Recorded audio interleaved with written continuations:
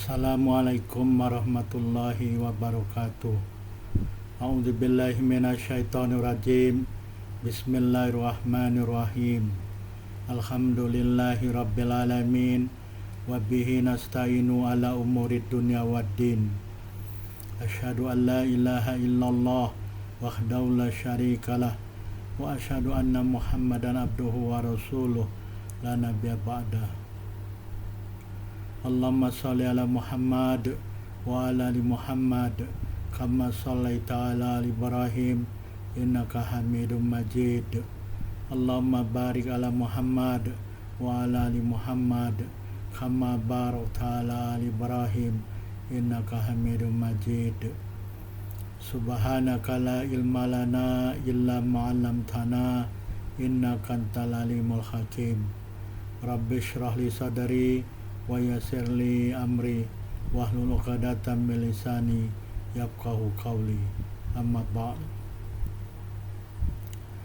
Dalam kesempatan ini saya mengajak dan mengingatkan diri saya sendiri, tuan-puan, bapak ibu, saudara dan saudari, untuk kita saling mengingatkan atau saling berpesan dengan kebenaran. Kebenaran yang bersumber dari Al-Quran dan As-Sunnah. Tuan-puan, bapak ibu, saudara dan saudari sekalian yang dirahmati Allah Subhanahu wa taala, kita sambung perbincangan kita mengenai fiqhus shalah, yaitu sifat salat menurut sunnah Rasulullah sallallahu alaihi wasallam dan mazhab ulama. Dalam kesempatan kali ini kita akan membincangkan mengenai tata cara rukuk dalam sholat.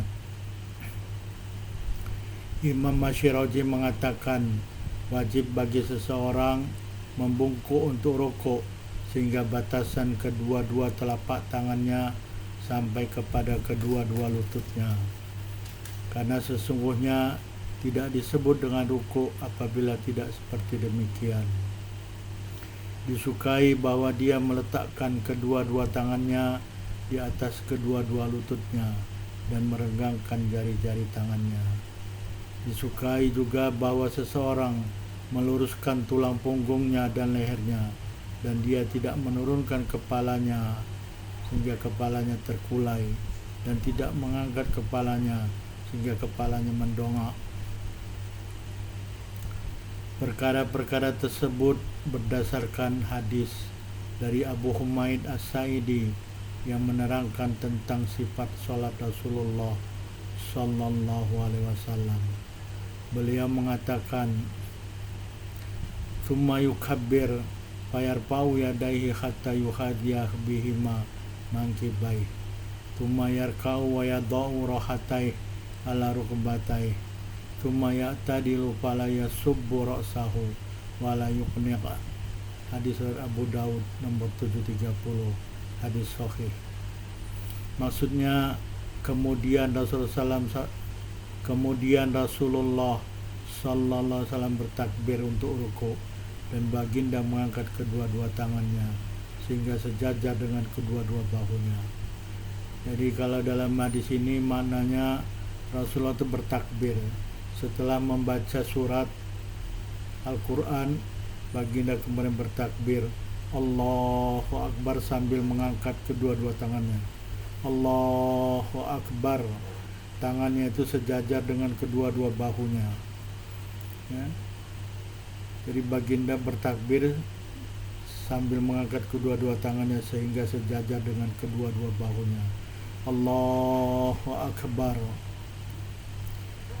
Setelah itu dari baginda bertakbir mengangkat sejajar kedua bahunya, kemudian baginda rukuk. Setelah mengucapkan Allahu Akbar, kemudian baginda rukuk dan meletakkan kedua-dua telapak tangannya di atas kedua-dua lututnya. Kemudian baginda meluruskan tulang punggungnya. Jadi tulang punggungnya diluruskan dan baginda tidak mengangkat kepalanya dan tidak menurunkannya. Jadi baginda takbir terus mengangkat kedua-dua tangannya sejajar bahunya, lalu setelah itu baginda rukuk. Jadi berdasarkan hadis Abu Daud ini, baginda setelah membaca surat Al-Quran takbir Allahu Akbar dan mengangkat kedua tangan sejajar dengan kedua-dua bahu. Allahu Akbar, kemudian baginda ruku meletakkan kedua-dua telapak tangannya di atas kedua-dua lututnya. Jadi seolah-olah memegang kedua-dua lututnya.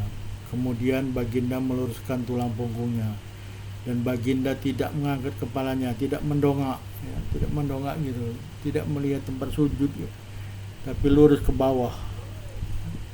Jadi tidak mengangkat kepala dan tidak menurunkannya, terkulai gitu ya. Jadi tidak mendongak dan tidak terkulai kepalanya, kepala baginda. Di dalam riwayat At-Tirmidzi, fa idza arada ayarka rafa yadaihi hatta yuhadiya bihima mankibai thumma qala Allahu Akbar wa raka'a thumma tadala falam yusawwi ra'sahu wa lam yuqni wa wada'a yadaihi ala rukbatai. Hadis riwayat Tirmidzi nomor 304, hasan sahih. Maksudnya lalu apabila Rasulullah SAW hendak ruku, baginda mengangkat kedua-dua tangannya sehingga sejajar dengan kedua-dua bahunya. Kemudian baginda mengucapkan Allahu Akbar. Ya, dalam hadis At-Tirmidzi ini, baginda ketika hendak ruku setelah membaca surah Al-Quran, ya sekejap baginda mengangkat kedua-dua tangannya sampai sejajar dengan bahu. Kemudian baginda mengucapkan Allahu Akbar, ruku terus. Jadi angkat Allahu Akbar, kemudian baginda ruku. Jadi kalau hadis Abu Dawud Allahu Akbar, ya, sambil bertakbir sambil mengangkat kedua tangan. Allahu Akbar, kemudian ruku. Nah, kalau dalam hadis At-Tirmidzi mengangkat tangan dulu baru takbir.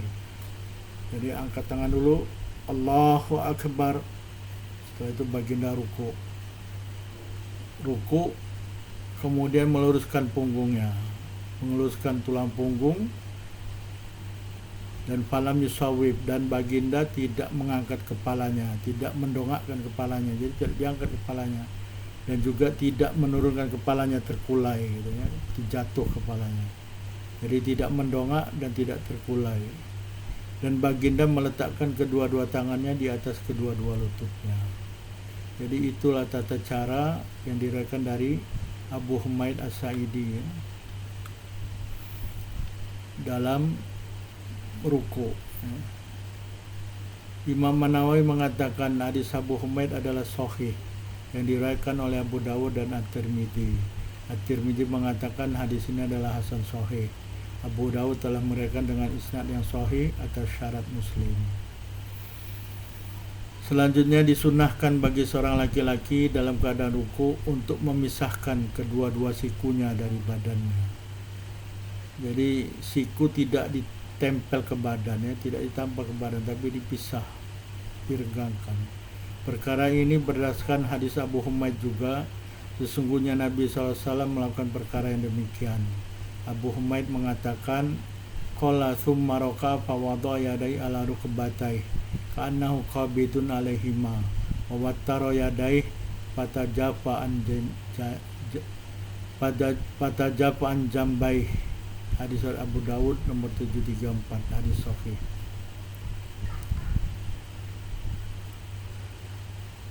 Abu Humaid mengatakan summa raka'a, kemudian baginda ruku, fawadha yadi ala rukbatai, dan baginda meletakkan kedua-dua tangannya di atas kedua-dua lututnya.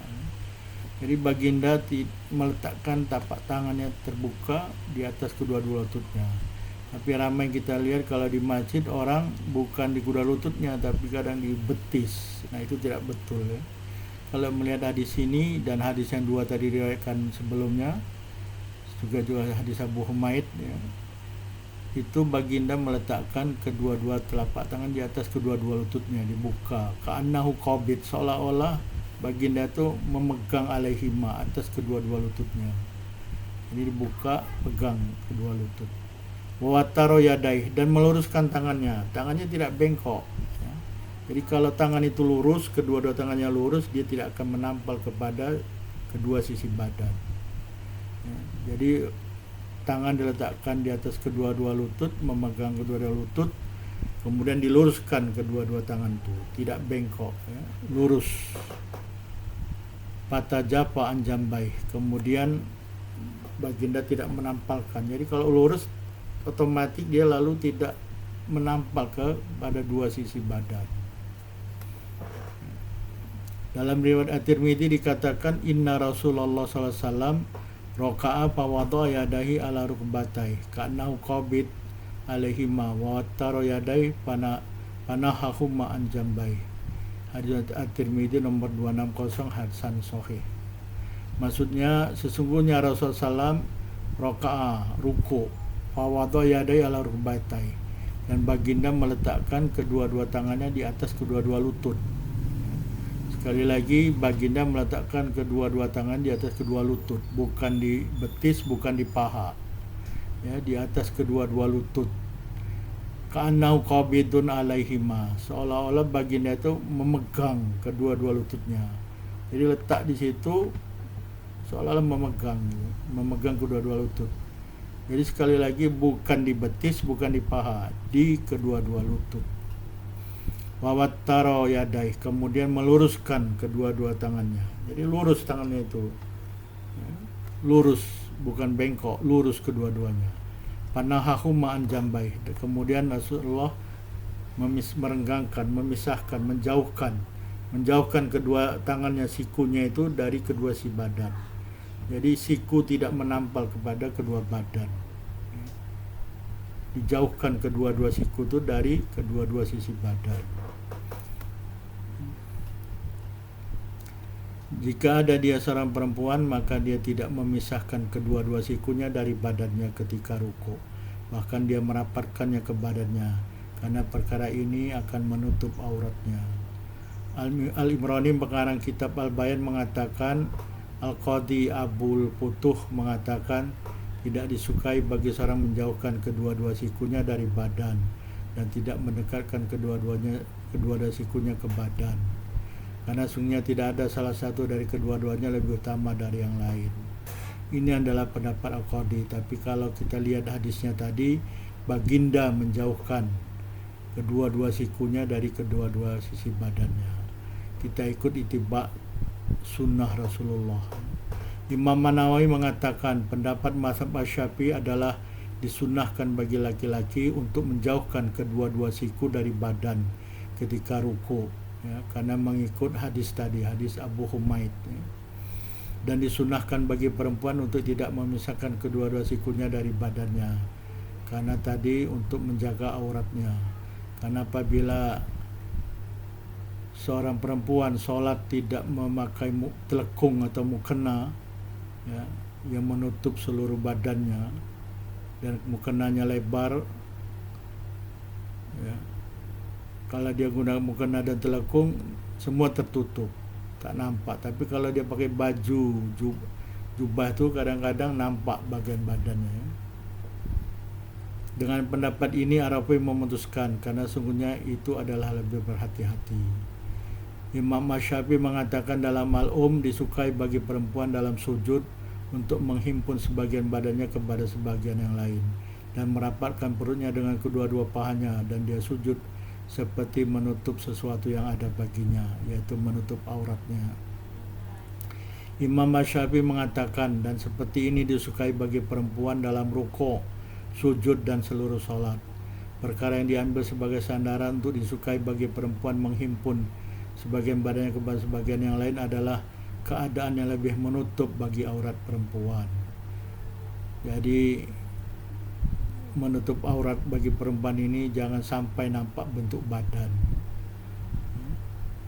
Pakailah pakaian yang menutup aurat, ya, seperti kebanyakan di Malaysia atau di Indonesia kita memakai, perempuan kita muslim, perempuan muslimah memakai telekung atau mukena, ya, yang dia agak lebar, dan sendaknya jangan berwarna terang karena akan Kalau nampak warna kulit tidak menutup aurat.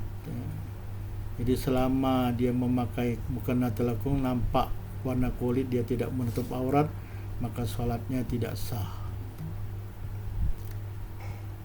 Berhati-hatilah dalam perkara menutup aurat, baik di luar sholat maupun di dalam sholat.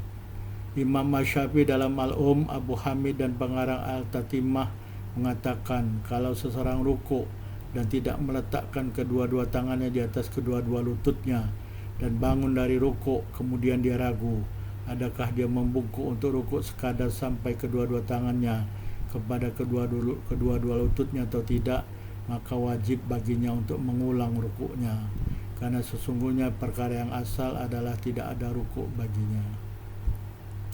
Dimakruhkan bagi seseorang untuk menggenggam jari-jari kedua-dua tangannya di atas kedua-dua lutut ketika rukuk. Ini dia begini, ya, Allahu Akbar, letakkan kedua tangan di atas lutut atau di paha. Dimakruhkan seperti ini. Adapun hadis yang melarang menggenggam jari-jari tangan adalah riwayat Al-Bukhari dan Muslim dengan isnad dari Mus'ab bin Sa'ad bin Abi Waqqas. Beliau mengatakan, "Shallaitu ila jambi abi fatabaqatu baina kafayya thumma wada'tuhuma baina fakhidayya fanahani abi wa qala kunna naf'aluhu fanuhina anhu wa umirna an nado'a aidiyana ala rukab." Hadis Al-Bukhari nomor 790, Muslim 535. Maksudnya, kata Mus'ab bin Sa'ad, aku sholat di samping bapakku, ya, Sa'ad bin Abi Waqqas. Jadi Mus'ab sholat di samping bapaknya Sa'ad bin Abi Waqqas. Lalu kata Mus'ab, aku menggenggam kedua-dua telapak tanganku. Jadi begini dia. Kemudian aku meletakkan kedua-duanya di antara kedua-dua pahaku. Lalu bapakku melarangku. Beliau mengatakan, adalah kami melakukan perkara tersebut, lalu kami dilarang melakukannya. Kami diperintahkan untuk meletakkan kedua-dua tangan kami di atas kedua-dua lutut kami. Jadi begini, pegang lutut tuh, pegang lutut seperti ini. Letakkan kedua-dua telapak tangan di atas lutut. Seolah-olah tangan itu memegang kedua-dua lutut. Jadi bukan digenggam, dibuka, direnggangkan, pegang kedua-dua lutut. Jadi tentang menggenggam telapak tangan ketika ruku, ulama dari sahabat Rasulullah SAW, at-tabi'in dan orang-orang setelah mereka telah sepakat atas tidak disukainya menggenggam tangan ketika ruku. Kecuali Abdullah bin Mas'ud radhiyallahu anhu, sungguhnya beliau mengatakan menggenggam kedua-dua tangan adalah sunnah. Beliau meriwayatkan sesungguhnya beliau telah melihat Nabi SAW melakukannya.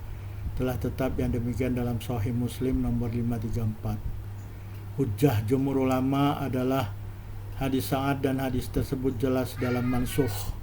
Jadi hujjah jumhur ulama adalah hadis Sa'ad, ya, hadis dari Mus'ab bin Sa'ad, ya. Dan hadis tersebut jelas dalam memasukkan hadis Muslim, ya, sebagaimana telah terdahulu, dan hadis Abu Umaid As-Sa'idi dan selain hadis kedua-duanya. Jadi jumhur ulama telah berhujjah bahwa kedua-dua tangan tidak digenggam dan memegang kedua-dua lutut, ya. Jadi kedua-dua tangan memegang kedua-dua lutut, dibuka dan direnggangkan, tidak digenggam.